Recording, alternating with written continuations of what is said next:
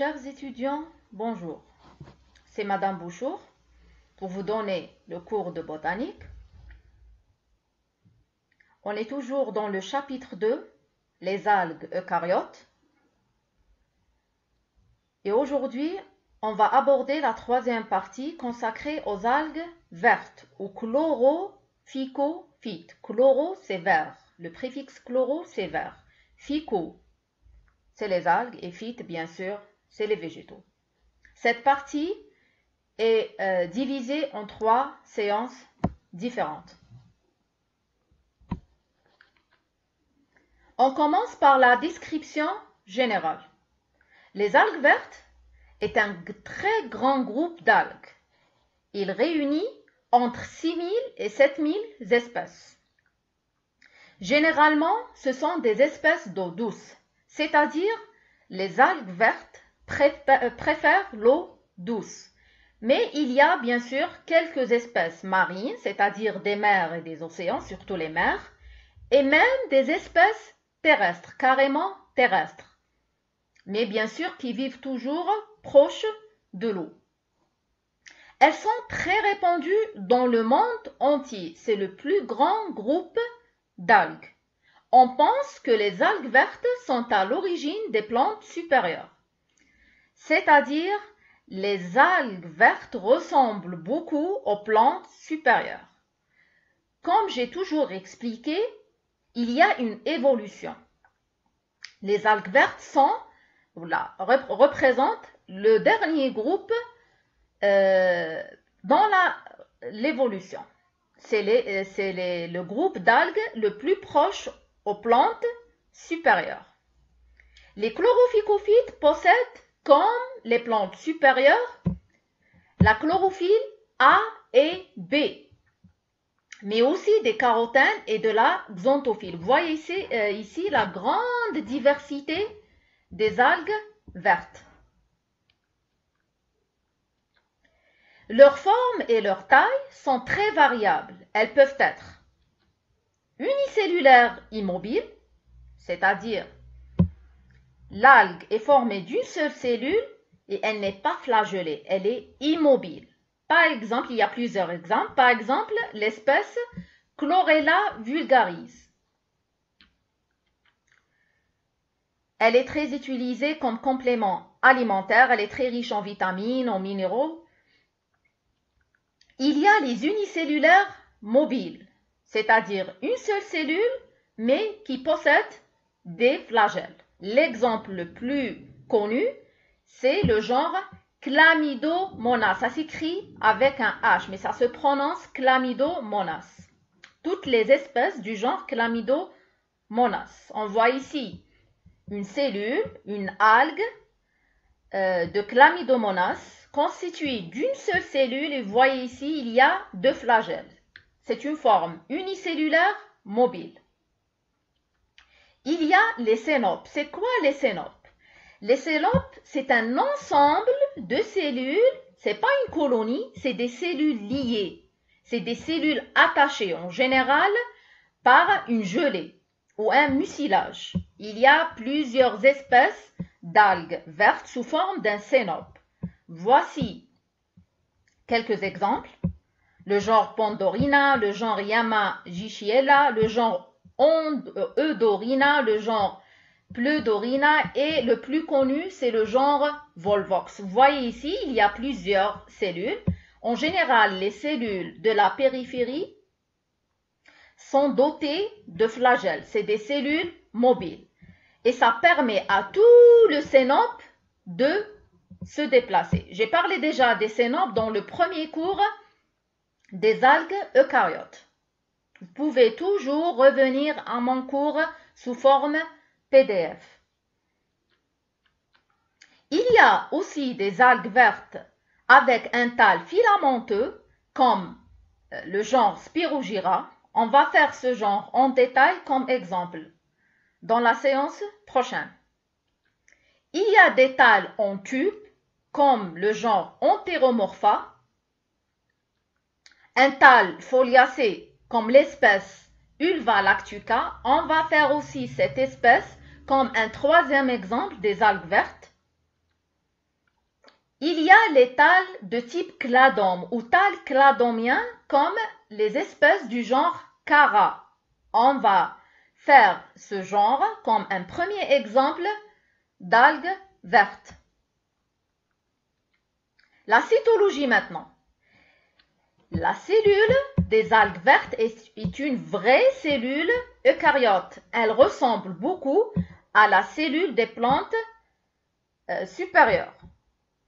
C'est-à-dire, leur paroi contient normalement de la cellulose pour principal composant. Le chloroplaste est un vrai chloroplaste avec deux membranes. Les thylakoïdes, c'est quoi les thylakoïdes? On a fait déjà les thylakoïdes, c'est des lamelles qui jouent un rôle dans la photosynthèse. Le nombre et la forme des chloroplastes sont différents d'un groupe à un autre. Leurs réserves carbonées issues de la photosynthèse sont constituées principalement d'amidon accumulé dans les plastes. L'amidon se trouve à l'intérieur des plastes. La séance précédente, j'ai parlé des rhodophytes et j'ai dit que l'amidon, il se trouve à l'extérieur des plastes. Présence de pyrénoïdes. C'est quoi les pyrénoïdes? Les pyrénoïdes, c'est des corps protéiques, c'est des protéines. Sur la surface de ces protéines s'accumule l'amidon. Vous voyez ici, la cellule d'une algue verte, c'est le genre Chlamydomonas, avec deux flagelles. Mais c'est toujours les mêmes constituants. Vous voyez qu'il y a tout. Il y a la mitochondrie, l'appareil de Golgi, une paroi, les vacuoles. Voilà les thylakoïdes, c'est des lamelles ou safa'ih. Il y a un vrai noyau, bien sûr, un réticulum endoplasmique, des vacuoles aussi. Le pyrénoïde, c'est des corps protéiques. Regardez sur la surface, il y a de l'amidon. Troisièmement, la reproduction des chlorophycophytes. On commence par la reproduction asexuée. C'est un grand groupe d'algues, c'est-à-dire il y a une diversité, il y a plusieurs cas. La reproduction asexuée caractérise les formes les plus simples, unicellulaires, filamenteuses. Chez les espèces unicellulaires, elle se fait par bipartition transversale. On a parlé plusieurs fois dans le cours de la bipartition transversale ou la scissiparité. Il y a plusieurs exemples, comme le genre Micrasteria. Vous voyez ici une cellule qui se divise par bipartition transversale.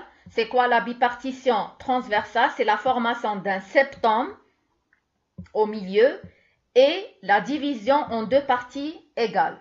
Il y a aussi ce qu'on appelle le bourgeonnement, at-tabarrum. Il y a un genre très connu chez les algues vertes, c'est le genre Wallonia. Regardez le bourgeonnement. Il y a un bourgeonnement, comme si c'est un ballon qui bourgeonne pour donner deux petits ballons. Et de cette façon, ces espèces d'algues vertes peuvent se reproduire d'une façon végétative ou asexuée. C'est quoi la reproduction asexuée? C'est-à-dire où il n'y a pas une intervention de gamètes.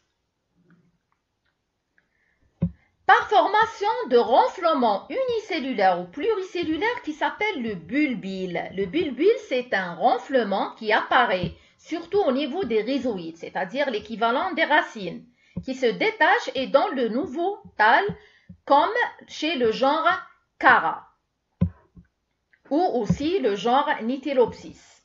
On voit ici, c'est quoi les bulbiles? Ici, c'est un bulbule étoilé sous forme d'étoile, voilà le bulbile, et ici c'est les rhizoïdes chez le genre Nitylopsis et les bulbules sphériques au niveau des rhizoïdes chez le genre Chara. Pour la reproduction sexuée, il y a une grande variation dans les formes de reproduction sexuée chez les algues vertes. On a tout type de fécondation. On a des cas de cystogamie, comme chez le genre Spirogyra, qu'on va faire après dans les exemples des algues vertes. La cystogamie, c'est quoi la cystogamie? On va l'expliquer en détail. C'est une fécondation qui s'est faite entre deux cellules. et non de gamètes. D'autre part, oogamie, l'oogamie, on a parlé déjà de l'oogamie chez les algues brunes, l'oogamie, c'est-à-dire les gamètes sont une oosphère et des spermatozoïdes, comme chez le genre Chara, qu'on va faire aussi comme un premier exemple d'algues vertes. Il y a d'autres qui se reproduisent par anisogamie ou isogamie. L'anisogamie, c'est le contraire de isogamie. Vous voyez ici le préfixe iso, c'est égal. Et ici, aniso, c'est le contraire. La différence entre ces deux façons de fécondation, c'est la taille des gamètes mâles et femelles. Chez l'isogamie, les gamètes mâles et femelles sont égaux, qui ont la même taille. Et l'anisogamie, c'est le contraire. Le cycle de vie chez des algues vertes il y a deux cas. Il y a des cycles de vie monogénétiques haplophasiques et des cycles de vie digénétiques haplophasiques. On va faire des exemples pour chaque type de cycle de vie. Pour la taxonomie maintenant, c'est un grand embranchement. C'est le plus grand embranchement des algues eucaryotes. L'embranchement des chlorophycophytes comprend 4 classes différentes.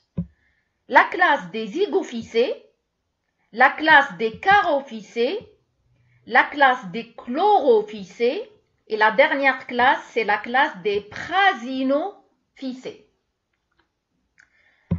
La première classe des zygophycées, elle comporte 2 ordres différents. Je signale que chaque taxon écrit dans le cours ici en rouge est un taxon important.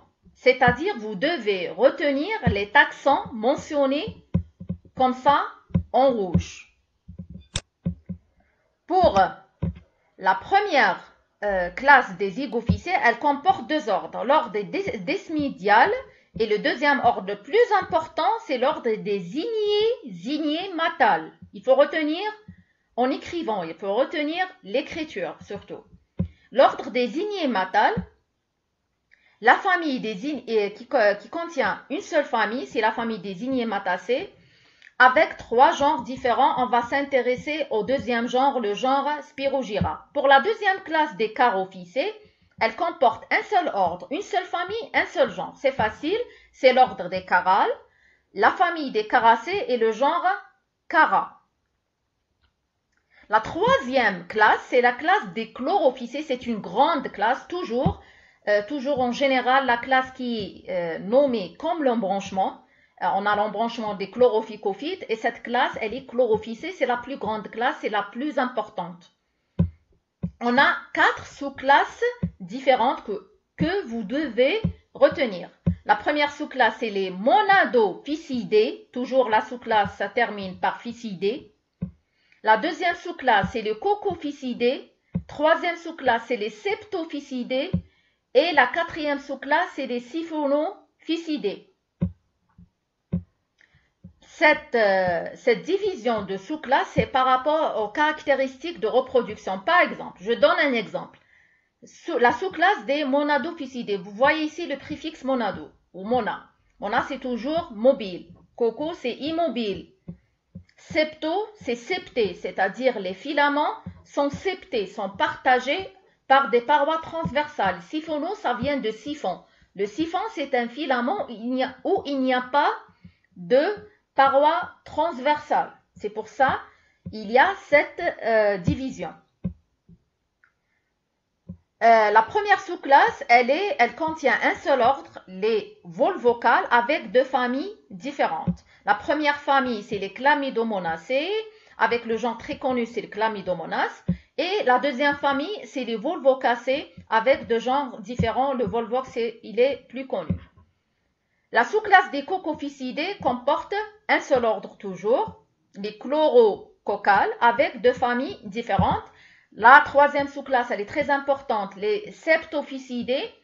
Elle comporte 2 ordres différents. Le deuxième ordre, l'ordre des ulvales, on va le faire en détail avec la famille des ulvacées et surtout pour le genre ulva. Et la quatrième sous-classe, elle comporte un seul ordre qui est siphonocladal avec une seule famille et un seul genre. Il reste la quatrième classe des Prasinophycées. C'est une classe d'algues vertes relativement très simple avec quatre ordres différents. L'ordre des chlorodendrales, l'ordre des prasinococales, l'ordre des pseudo-courphiétales et l'ordre des pyramimonodales. Et chaque ordre contient une seule famille avec des genres différents. Comme ça, on termine les généralités du groupe d'algues vertes. Et la séance prochaine, Inch'Allah, on va aborder les exemples. On va faire 3 exemples. Le genre Chara, le genre Spirogyra et le genre Ulva. Les 2 premiers genres, c'est-à-dire le genre Chara et le genre Spirogyra, c'est les genres de TP. C'est-à-dire, on va parler en même temps du TP numéro 3, normalement fait sur le genre Chara et le genre Spirogyra. Merci pour votre attention et bien sûr, vous pouvez toujours poser des questions auxquelles je peux répondre par commentaire.